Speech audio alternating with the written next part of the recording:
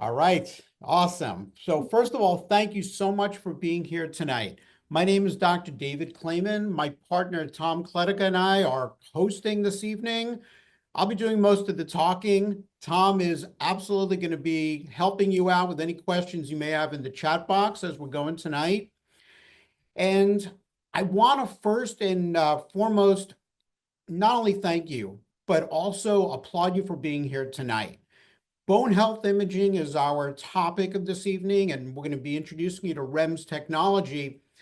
And I really could not be any more excited about REMS technology. And, my wife says, wow, I did marry a geek. And maybe she's right, and that's okay, because you know what? It's exciting. There are a few things that really jump out to us sometimes in our careers that really excite us and motivate us. And this is one of those game changers that has made a huge, huge impact in the way I'm able to help people as a doctor. And it is such a privilege to have this opportunity to share this with you. And I hope you understand and grasp also what we've been seeing and what we really are excited to share with you tonight.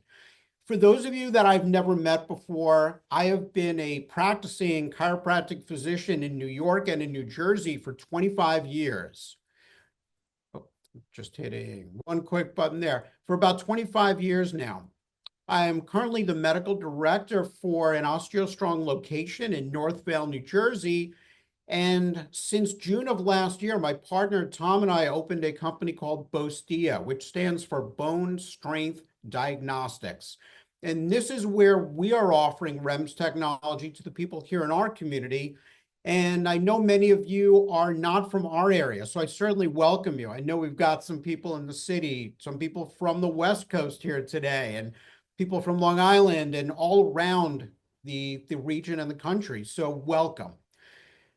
Over the last 4 weeks, the last 2.5 to 3 weeks, come to think of it, I've had the chance to speak to 5 different types of doctors about REMS technology. And the reason that really jumped out to me is that it is quickly snowballing this new innovative way to evaluate bone health. I spoke to one chiropractic physician, 2 dentists in the last week, spoke to an endocrinologist, a functional medicine specialist, all of which reached out to us because they heard about the technology and wanted more information about it so that they can better serve the people that they work with in their lives. So without further ado, I want to really get into what it is and why we're here today. One of my favorite quotes is one by Tony Robbins, where he has said, it's your decisions, not your conditions, which shape the quality of your life. I wholeheartedly have endorsed this philosophy throughout my adulthood. We all have conditions. We all have stuff. We all have medical things, personal things, interpersonal things. There are always going to be conditions in our lives, but what we choose to do with them is going to determine really the direction and therefore the quality of the life that we have. Now, when I look at bone health, I often think about the conditions that we're facing. So for example, if you were driving your car anywhere in the New York and New Jersey area, you've got potholes to deal with. That's just something we deal with as a part of life. But the better we have in our decision-making ability to navigate those potholes, the safer, the better our ride is going to be. And when it comes to bone health diagnostics, what we're doing is giving you the tools to more accurately see those potholes so that you can make better decisions about what you're going to do with your life. Now, the purpose of why we put this presentation together for you is to help you better understand your options in bone health imaging so that you can make the best possible decisions for improving the quality of your life. And when I say your life, when I work with my patients, I specifically mean your life, your goals, your things that you enjoy doing in your life, whether it's working, whether it's jogging or playing pickleball or tennis or golf or whatever it is, the ability to do the things you like to do for as long as you can and enjoy it as much as you possibly can is what really comes down to the quality in our lives. Now, how many people here, just by a brief show of hands, if you had a tool in your hands that could make the quality of your life better, would you use it? Show your hands if you would. Good. Thank you. Everybody's shoulders are working. Good job. Excellent. Excellent. So here's the quick disclaimer before we really get into the meat and potatoes here. This presentation is not intended to be used as medical advice unless I am your doctor, and I do have a few patients who are joining us tonight. If I'm not your doctor, then I'm not your doctor. And our presentation doesn't constitute a doctor-patient relationship.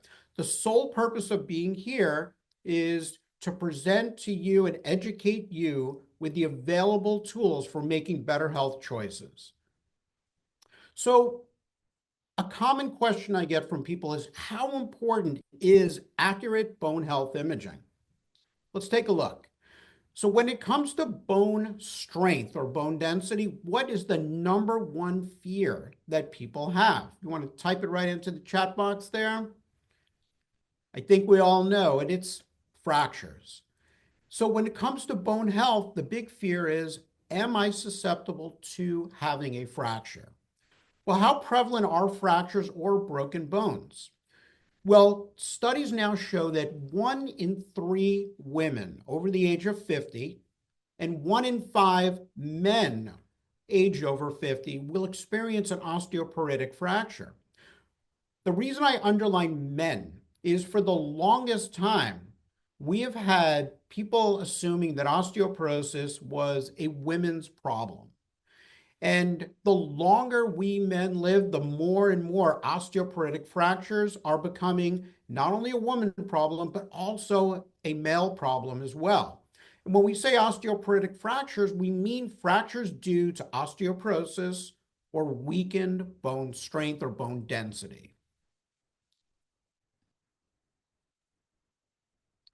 Now, this exciting graph that I have in front of you here shows the normal trajectory, how we progress throughout the course of our life. So on the graph there on the bottom, what you're looking at is age on the bottom. And then on top, on the left here, it's low bone density going up to higher bone density. So the reason I put this there is, early on in our lives, we are building. We're growing our bone strength, our bone density. Right around the ripe old age of 30, 31, we peak. Our ability to build starts to slow down, and we start to lose bone strength after that age of 30, 31, both women and men. We start to lose around 1 to 2% per year after 30.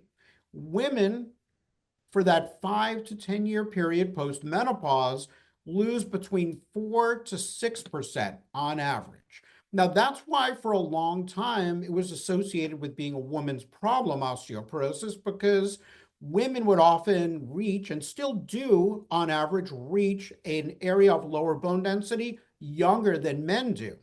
However, we men, the longer we live, and that's part of the goal, the longer we live, the more likely we catch up and we get there as well. The key point here is what we do with the information we have, as we've talked about, will determine the quality of our life. So we need to know, where are we? Where are we at, so we can make the best possible decisions? According to the research, and there's a lot of research that has been done on hip fractures. Hip fractures are the most dangerous area to have a fracture because of the debilitating effect that it can have on our health. Spinal fractures are actually more common, but hip fractures are more life-threatening and limiting.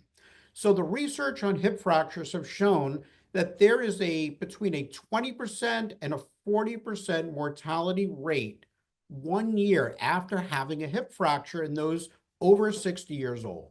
Now, I recognize these are scary stats, and I promise this is the scariest statistic I'm going to be sharing tonight, but it is what it is. If it's even on the low end, and there's so many studies, I read as many as I can so I can bring you the best possible information for you to use. But in all the studies that I've gone through and that I consistently read, the low end has been 20%, meaning that 1 in 5 people who have a hip fracture over the age of 60 don't live longer than a year. And the higher end is 2 out of 5 or 40%, which is a lot. We know that men have a higher mortality rate than women.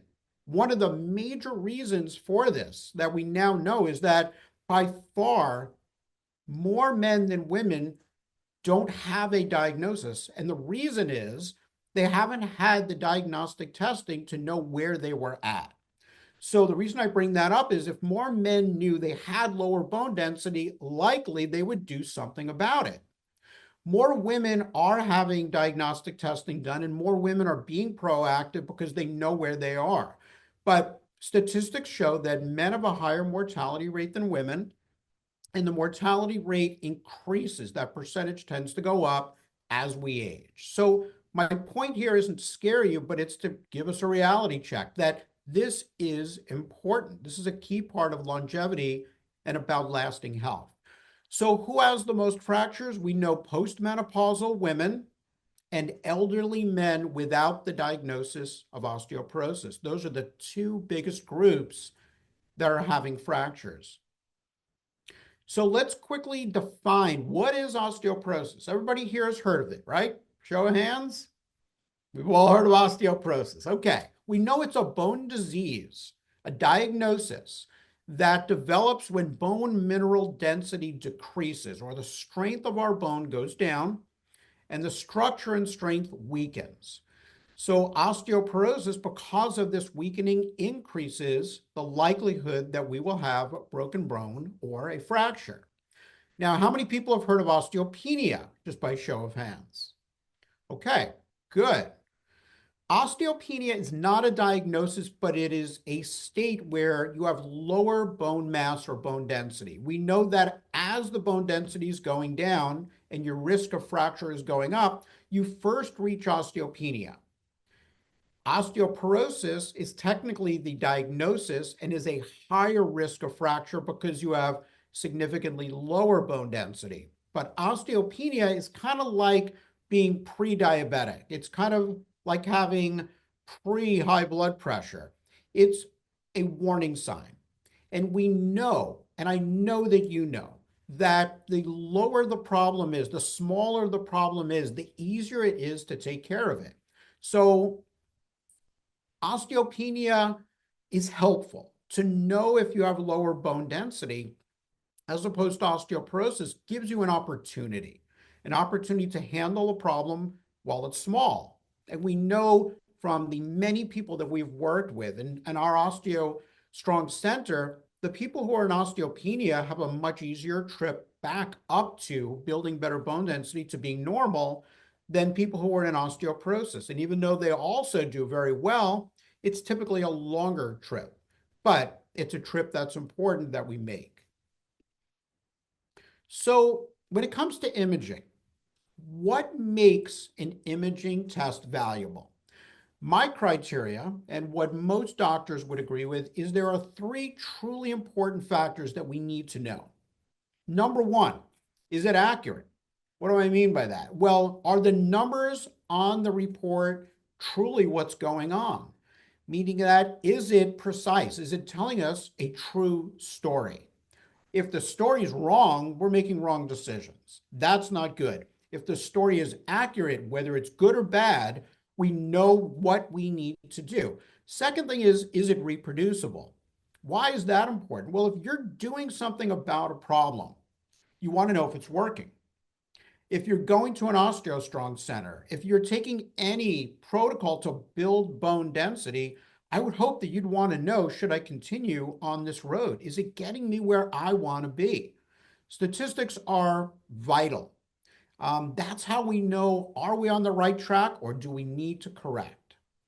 The last thing, or number 3, when it comes to a valuable test is it safe? For me, I call this the family criteria. Would I recommend this to my own family? And this is the litmus test that I use for anything that I do with my patients. It's always, well, what would I recommend for my own family? And I can tell you without a question, I recommend the REMS test for my family, and I think you'll understand why in just a couple of minutes. But these are the criteria that I use when I'm making my decisions. Let's give a quick example. How about x-rays?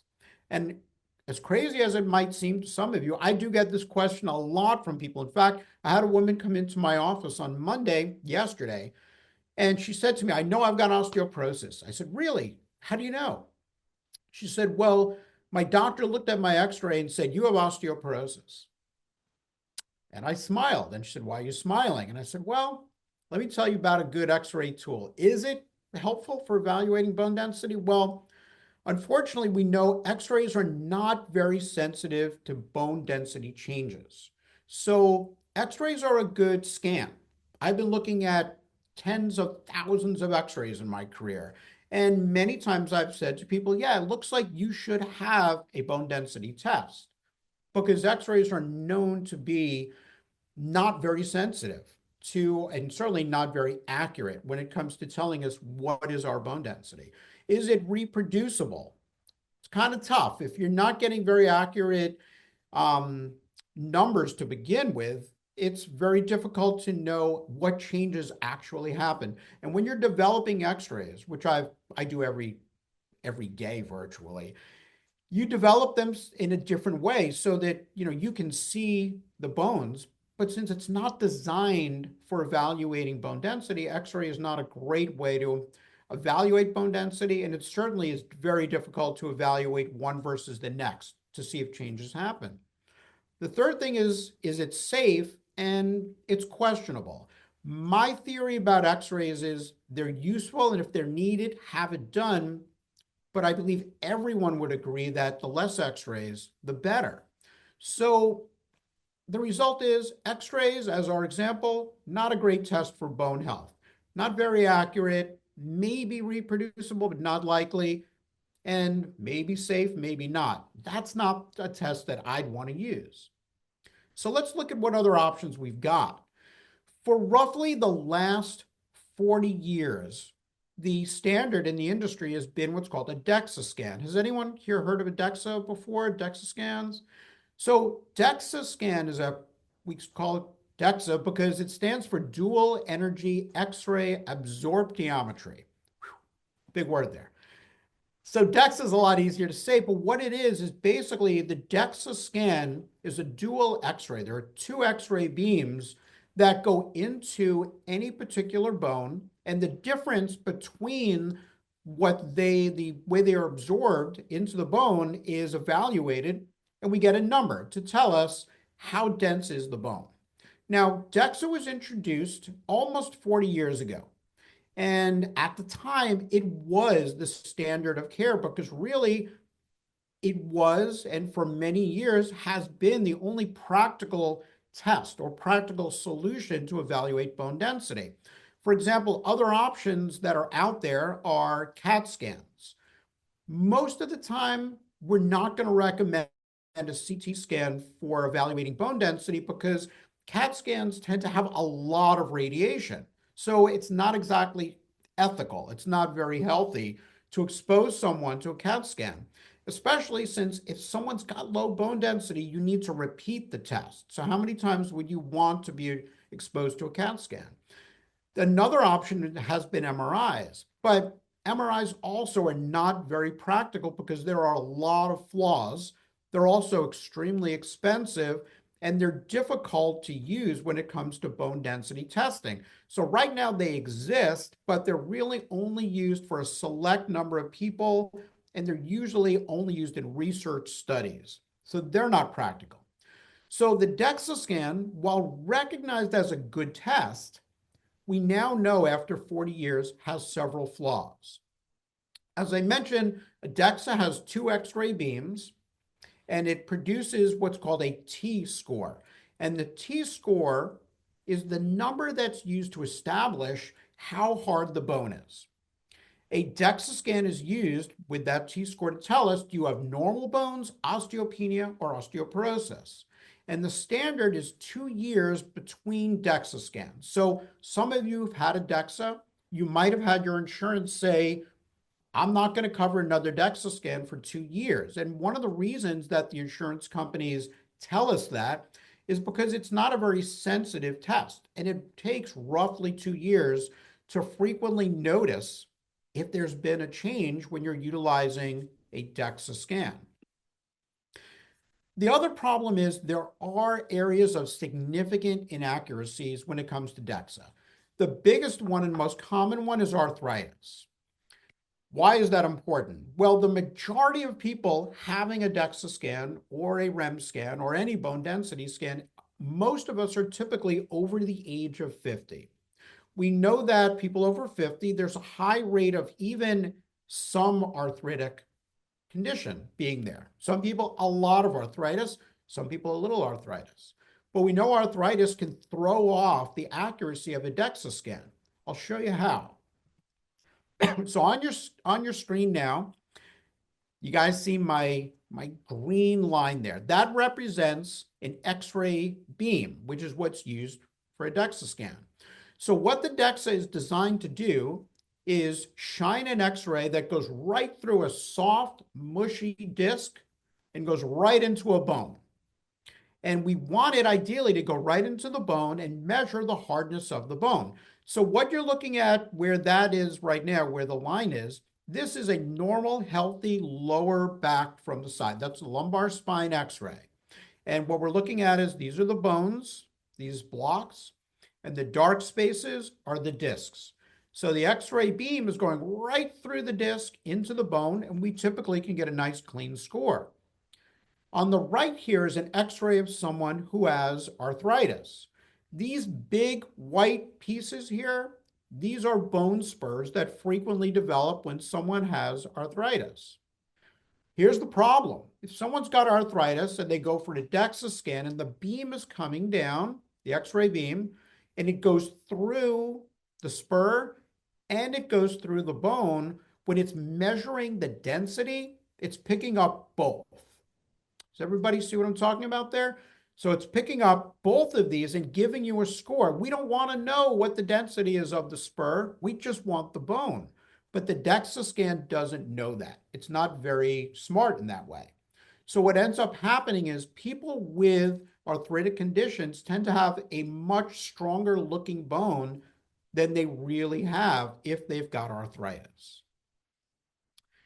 As I mentioned, most people getting a DEXA scan are over 50. And how many people over the age of 50 have a level of arthritis? I can tell you, most do, even if it's a little. The second most common inaccuracy is with a scoliosis, which is a curvature to the side. So what you're looking at in the middle here is an X-ray of someone from the front to back, and it's a nice straight spine here. Now, with a nice, healthy, straight spine, the DEXA, again, can shine an X-ray beam and typically hit the bone. Okay, now we can get an accurate number. When someone has a scoliosis, the beam ends up going through. Now, this is a spine here with a curve. Everyone see that C curve? What happens is when they shine the X-ray beam, it goes through the bone, but it also picks up other bones that are now really close together because of that curvature. And just like with arthritis, it's now picking up two bones and it's giving you one number, which usually looks a lot stronger than it should be. Other factors that can affect the accuracy of a DEXA scan, really with the reproducibility, is this. We know that from machine to machine, there is significant variability. If you go from one facility to the next, even if they use the same machine, there's variability. But the biggest issue is from technician to technician and from year to year, it is extremely difficult to properly position a patient. So we actually had a radiologist from Columbia University right here in Manhattan come into our center recently, our OsteoStrong Center. She was extremely excited to hear about what we do at OsteoStrong, but she also wanted to know about REMS technology. So she asked me a lot of great questions, but I had a few for her. And one of my questions that I asked the radiologist, and this is a woman who works at Columbia University on women's health issues, doing diagnostic testing for 30 years.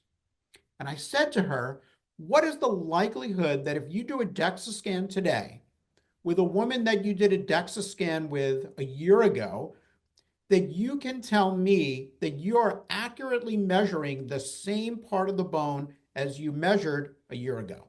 I expected her to say maybe 30, 40, 50% confidence. She said zero. Shocked me. I said to her, what do you mean zero? She said, I'm not telling you that the number's wrong, but what I am telling you is I have no idea how that patient laid down a year ago. And the likelihood of me hitting the exact same part of the bone with the x-ray to measure the density, she said, I can't tell you with any confidence that I'm accurately hitting the same part of the bone. So with reproducibility and DEXA scans, we've got a big problem there. So when it comes down to our litmus test, is it accurate? Sometimes, not consistently. And we now know this. Is it reproducible? It's inconsistent at best. And is it safe? Like x-rays, it uses ionizing radiation. So if you're going to use a DEXA year after year after year, you're exposing yourself to more x-rays. So my opinion, and certainly what's been shown now in the majority of the literature, is that a DEXA scan is not necessarily a poor test, but it's not a great test. All right, let's move on to radiofrequency echographic multispectrometry. This is why we call it REMS. It's a lot of words. All right. So REMS technology is really the evolution in accuracy and in safety for bone health imaging. It has been around for around 8 to 10 years now. It is gradually taking hold here in our country. However, outside of our country, it has rapidly been taking hold and replacing DEXA scans because of the safety and accuracy. REMS is an ultrasound technology. Therefore, there is zero x-rays. There is zero ionizing radiation. It is FDA cleared not only to be used, but also to be used for the diagnosis of osteoporosis and osteopenia. It evaluates your spine and the femoral neck. Now, your femoral neck is the part of the bone that goes from your knee to your hip that connects to your hip. And the reason we measure the femoral neck is it's the most narrow part of that bone, and it's the most likely one to be fractured. So it's a very important bone to know the density of. So there are many studies now that take REMS and DEXA and put them head to head to see what is the best way to get accurate diagnostic testing. These studies have shown that REMS is more accurate, it is clearly more reproducible, and it's safer. It's also been shown to be more effective at predicting fractures, which in the end is exactly what we're looking to do. The studies have shown that by measuring not only density, but the interior of the bone, which is what we are able to do with a REMS test, you can far more accurately predict the likelihood that that bone is going to fracture versus just knowing the hardness alone.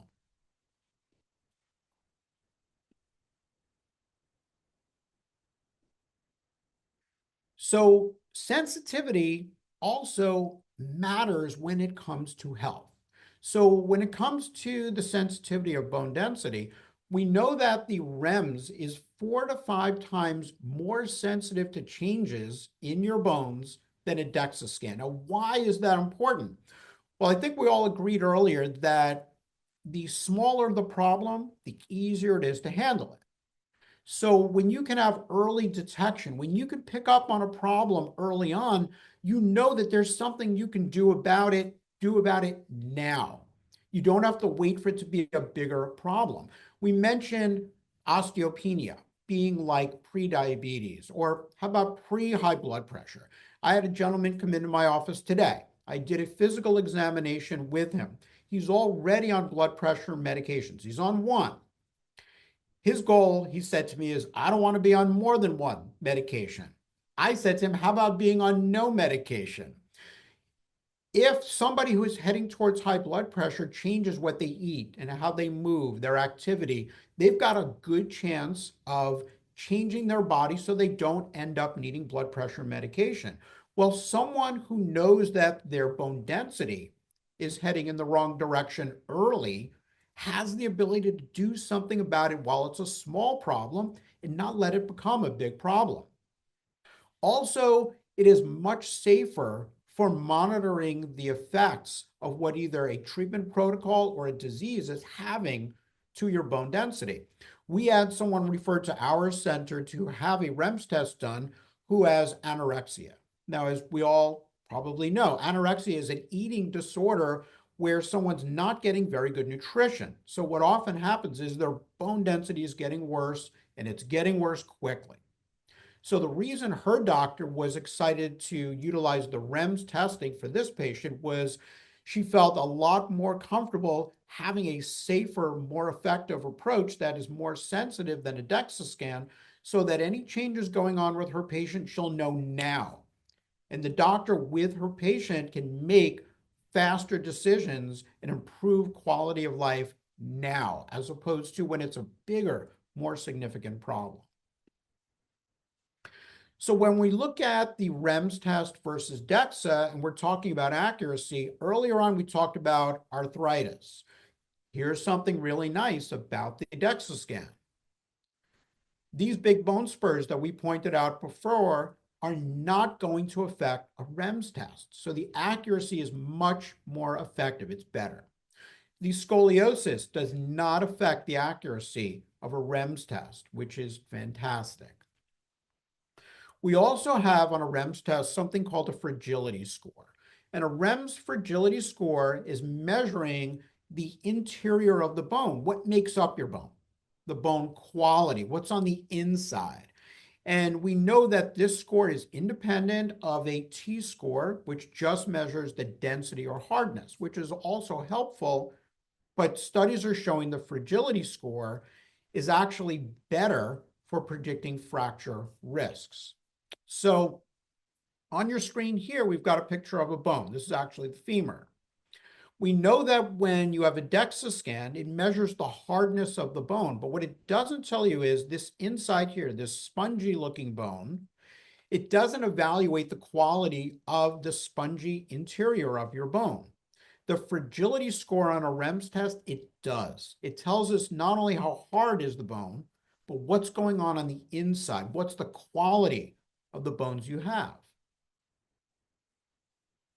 This is a study, and I won't go too in depth on the studies. I just wanted to share a couple of them with you because many times people say to me, is that your opinion or is that a fact? Well, let's go over the studies real quick. This was a big one. 1,679 women and men were followed for 5 years. And what was evaluated was the lumbar spine, the lower back, and the femoral neck for the predictability of fracture, meaning that a DEXA scan was used, a T-score was gotten from a DEXA, a T-score was gotten from a REMS test, and the fragility score was taken from a REMS test. And they looked 5 years later at which was the most effective at predicting who was going to have a fracture and who wasn't. And the study concluded that the REMS fragility score is more accurate at predicting fractures than the T-score of either a REMS or DEXA. Now, with a REMS test, you get a T-score, which is the hardness, and you get the fragility score, which is really the best package. But if you only had one, I would want the fragility score to know what's my risk of fracture. This study, going head-to-head REMS versus DEXA, was 70 osteoporotic patients who had DEXA and REMS exams, and it also concluded that the REMS test offers a more accurate measurement for bone health than the DEXA scan. Now, on our website that we put together for Bostia, we have a research page that just gives you, I believe we've got around 10 to 12 studies listed on there for you to read and get a better understanding of what the REMS test does and all of the research now that's out there. Regarding safety, the Centers for Disease Control, their position on x-rays is that even small doses of radiation should be avoided if practical. So as I mentioned earlier, most doctors would agree, if you need the x-ray, get the x-ray. But if we can avoid the radiation, even better. So one of my favorite things about a REMS test is what you're seeing right in front of you right now. This is an example of a REMS report. Now, when I first saw a report like this, it was about 2.5 years ago. We had some of our OsteoStrong members who were traveling to North Carolina, to Chicago, all areas far away from where we were just to get a REMS test. And they were bringing these back and showing us. And one of the best things about it was how clear these reports are. And if you've ever looked at DEXA scan reports, no two reports ever look the same. You are spending so much time trying to figure out what are they trying to tell me half of the time that it's just confusing and it's muddy. What I like about a REMS report is it's very clear. What you're looking at is the spine here. So when you're looking at a REMS report of the spine, it color codes the 4 bones that you're actually looking at. Yellow means osteopenia. Red means this person had osteoporosis. The box in front of you shows green, yellow, and red. Green is a normal range. Yellow is osteopenia. Red is osteoporosis. This person, the dot right there shows where they are, right on the border of osteopenia and osteoporosis, as clear as day, which is extremely helpful for the patient and for us doctors who want to understand the information so we can better serve you. This in the middle is an example of what the fragility score looks like. Red, again, is lower bone quality. Yellow is with more correlative to osteopenia. So yellow would mean lower quality, red extremely low quality, green good. This person is in the green, which means they've got good bone quality. And then on the right, we take both of these scores, the fragility score and the T-score, and we're able to predict your fracture risk over the next 5 years. This is wonderful because this really gives us a much more accurate assessment so we can better serve you. And the clarity of these reports are great. So how does the REMS test stack up when we're assessing? Is it a good tool for determining bone quality and bone health? It's accurate. We know it's reproducible and we know it's safe. So in most cases now, doctor after doctor after doctor are agreeing with the studies saying, yes, I would like to use the REMS test to get a better assessment of my patient's bone health. So I want to show you one example of a real life person here and why this is so important to me, why it really matters. Studies aside, real life people are the reason we're here today. How does it affect you? How does it affect me? How does it affect the people we care about? This is a DEXA scan for an 82-year-old patient of mine who came into my practice, and she handed me this DEXA scan report. I said to her, wow, did anyone ever go over with you what's going on in your spine and why this report is off? She said, nobody's ever brought that up. What are you talking about, Dr. Clayman? So what we're looking at here is this DEXA scan report. It has the T-score for the spine, the femoral neck, the bone from your knee to your hip, and the hip. The hip joint and the femoral neck, these T-scores mean that she had osteopenia. But in the lumbar spine, this T-score says a positive 2.7.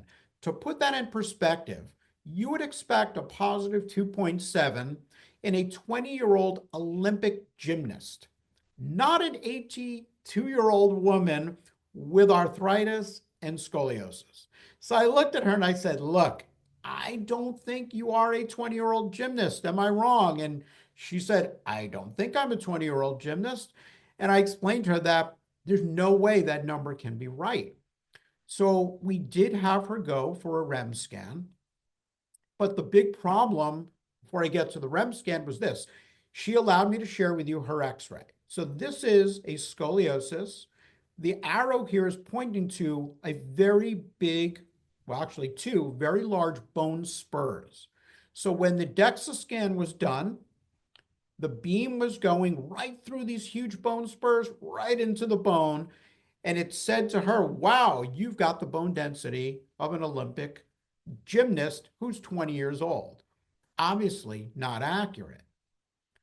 On the right, there's an example of what we do with a REMS test. We're able to evaluate the bone itself and not go through the bone spurs, not be affected in the same way. So this was the REMS test we had done with her. Now, the T-score for her femur was almost identical to the T-score on the DEXA scan. The T-score on her spine showed that she had osteoporosis, which we knew she had osteoporosis, but the DEXA scan was not showing it accurately. Now, I don't like to give someone bad news, but I like someone to have accurate information so they know what to do with it. And this is not an unusual thing when it comes to looking at the flaws in a DEXA scan and the benefits of a REMS test. So there's three groups that I'd like to share with you about today. I often get the question from people, should I have a bone density test? Now, in my opinion, everyone should want to know, whatever their age is, what is the bone density and bone quality. But these are what we call the high-risk groups. Group A are those who are genetically predisposed to a higher risk of osteoporosis. This can be your family history. If your mom, your dad, your siblings, any of them had osteoporosis, it puts you in a higher risk group. If you're a woman, you're already in a higher risk group. If you are a woman over the age of 50 or a man over 60, you're in a higher risk group. Ethnicity, we know that Caucasian and Asian women are the highest risk category. We know that people of a smaller frame are a higher risk for osteoporotic fractures than people with a larger frame. Now, does this mean these are the only people that need to have a test? Of course not. There are a lot of other factors that go into play, but these are some of the high-risk things that we are born with. The second group would be conditions that put you at a higher risk of osteoporosis, which elevates the need to make sure you know your bone density. Number one is type 1 diabetics. If you have rheumatoid arthritis, if you have either hyperthyroid or hyperparathyroid issue, digestive disorders, really important because you're not absorbing nutrition like celiac, Crohn's, inflammatory bowel, or colitis. Asthmatics, people with MS, anorexia, and reflux. These are most of the most common ones. They're not the only diseases that can cause what's called secondary osteoporosis, meaning osteoporosis due to another problem that led to it. But these are some of the big ones. And then the last group are also things that can cause secondary osteoporosis. And this is what we call medications that can increase your risk of bone density loss. Chemotherapy is a really big one. Weight loss medications becoming a bigger one. Use of insulin, as in diabetics. We know beta blockers, which is a form of blood pressure medication, can lead to lower bone density. The use of steroids for any type of condition, whether it's long-term use for autoimmune disorders or asthmatic issues, antacids, and believe it or not, bisphosphonate drugs. How many people here have heard of bisphosphonate drugs by any chance? How many people have heard of Fosamax or Prolia or Boniva or Reclast? Those are all bisphosphonate drugs that are given to people who have osteoporosis. They're supposed to be there to help you get out of osteoporosis. The problem is the longer people are on those drugs, it has been shown that the higher the risk of lower bone quality that starts to occur. In fact, people who have been on bisphosphonate drugs for 2 to 3 years or more have been shown to have an elevated risk of fracture in the femur, in their leg, than people who had the same condition and did not go on bisphosphonate drugs. So you need to know your fragility score, and that's where it really comes in as being significant with bisphosphonate drugs. So who should have a bone density test? In my humble opinion, everyone should. As we talked about earlier, just the effect on longevity, having a hip fracture, should be an eye-opener to every doctor out there to make sure your patient knows, are they in a risk class? Are they in an area of lower bone density, and do they need to be doing something now? Just like our vital signs of heart rate, blood pressure, height, and weight are taken by every doctor, I don't understand why any doctor wouldn't recommend, especially to any woman over 50 and any man over 60, as a minimum baseline. Or if you're in any of those risk groups, I don't understand why any doctor wouldn't send their patient out to know their bone density, because it is so significant to your longevity and your quality of life. These are some of the most common questions I get. So I'll throw them out there to you because every time I've ever done a presentation, I've gotten all of these. So here we go. First one is, who performs a REMS test? At Bostia, our company, Bone Strength Diagnostics, we have 2 licensed ultrasound technicians that perform all of our REMS testing. We are sticklers for accuracy. Second question is, how do patients get their results? So one of the wonderful things about a REMS test, and which is a really cool factor, is that within minutes of having your test done, the analysis of your bone density and bone quality is done right then and there.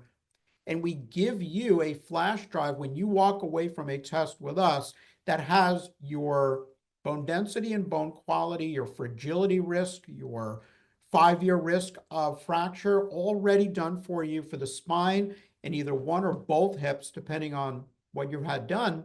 We give that to you. We also, our company, we put together, Tom and I, a report for you that breaks down how to understand your report. So every color, every number, you can look right at it and say, what does this mean? And if you don't like to read, we also put together a YouTube video with a link that you just click on and go to the video. We'll walk you through how to understand your test. And if you still need support, we're here for you. You want to make sure you understand it. But the nice thing is, with every REMS test, you walk out with your report.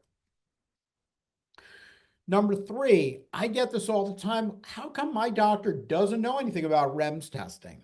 And quite simply, the big answer is there just hasn't been that many REMS tests offered in this country. It is growing.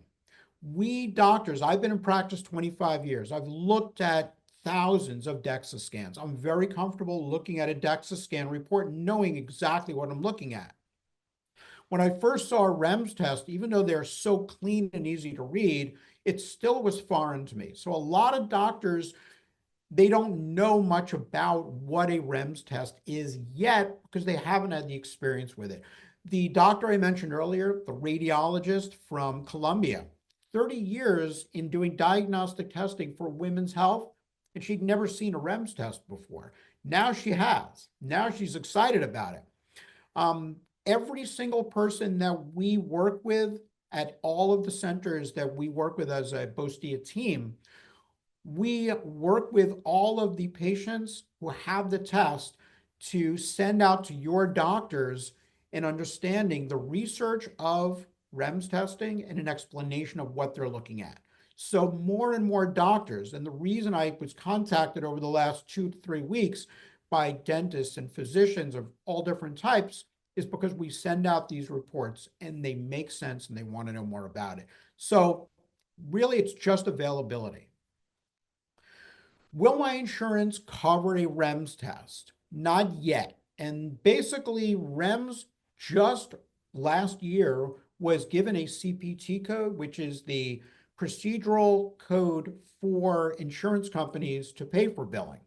So we got the first step done. We are waiting for it to be listed on insurance plans. So far, we're not there yet. We're waiting for it to be listed. I expect that it will get there soon. However, many people do use an FSA, their flex spending, if you have, or a health spending account. Those absolutely can be used for a REMS test. FSAs and HSAs are designed to cover healthcare expenses. A REMS test is an FDA-approved diagnostic healthcare test for bone density. So if you do have a flex or a health spending account, feel free to use that, absolutely. What does a REMS test cost? The price depends on where you go. Each center that offers a REMS test sets the price for what they offer. The typical range in our area here around the New York area ranges from between $250 to $400. However, before you schedule a REMS test, every center that we work with would be more than happy to answer any questions, including exactly what the cost would be. And finally, how do I contact a Bostia center if I'm interested in finding out more about a REMS test and the details about booking a REMS test if I'd like to set one up? So we created this exciting QR code for you with a dinosaur in the middle. I don't know the meaning of that, but there is a dinosaur in the middle. If you are interested, two things. You can take a picture of the QR code and it will take you right to all of the centers that we work with in Manhattan. There are 3 on Long Island, which are 3 up in Connecticut and here in New Jersey. You are welcome to click on any one of those that are closest to you so that you can find out any details you would like about having a test done in a convenient center for you. Now, also in the chat box, Tom, did you already put the code in there? Excellent. Thank you, Tom. It's my partner. Tom put the link also on there. If you don't like QR codes, there's a link in the chat box that you can click on or copy and paste. That will take you to the exact same place as the QR code. Mostly, I want to thank you for being here today. It has truly been a pleasure. How many people by a thumbs up learned something today?